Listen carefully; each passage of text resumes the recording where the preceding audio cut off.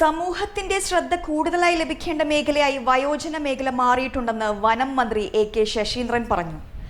തലക്കളത്തൂരിൽ വയോജന പാർക്കിന്റെ ഉദ്ഘാടനം നിർവഹിക്കുകയായിരുന്നു മന്ത്രി. തലക്കളത്തൂരിൽ എ.സി. ഷൺമുഖദാസ് മെമ്മോറിയൽ ആയുർവേദ ആശുപത്രിയോടനുബന്ധിച്ച് നിർമ്മിക്കുന്ന വയോജന പാർക്കിൽ നക്ഷത്രവനവും ശലഭോദ്യാനവും വനംവകുപ്പ് നിർമ്മിച്ചു നൽകുമെന്ന് വനം മന്ത്രി എ.കെ. ശശീന്ദ്രൻ പറഞ്ഞു. വയോജനങ്ങളുടെയും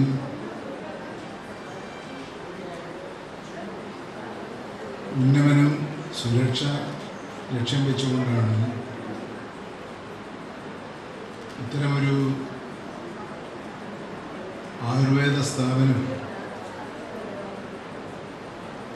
ഇവിടെ പ്രവർത്തനം ആരംഭിച്ചു. വർഷം കഴിയുന്തോറും നൂതന സംരംഭങ്ങളുമായി പുതുമോടിയോടെ ഇവിടെ പ്രവർത്തിച്ചുകൊണ്ടിരിക്കുന്നു. ഔഷധത്തോട്ട നിർമ്മാണവുമായി ബന്ധപ്പെട്ട ഒരു നിർദ്ദേശം വന്നിട്ടുണ്ട്. നക്ഷത്രവനവും ശലഭോദ്യാനവും ഇതുണ്ടായാലും വൈകുന്നേരം ഇത് വരുന്നവർക്ക് വലിയൊരു കാഴ്ചയായിരിക്കും. ബട്ടർഫ്ലൈ പറക്കുന്നതിനെ പറയും. ഞങ്ങൾ അത് പൂർണ്ണമായി ഞങ്ങൾ തന്നെ ഉണ്ടാക്കി ഇവിടെ നൽകാനാണ് തീരുമാനിച്ചിട്ടുള്ളത്. വയോജന പാർക്ക് നിർമ്മാണ പ്രവൃത്തി ഉദ്ഘാടനം ചെയ്ത് സംസാരിക്കുകയായിരുന്നു മന്ത്രി.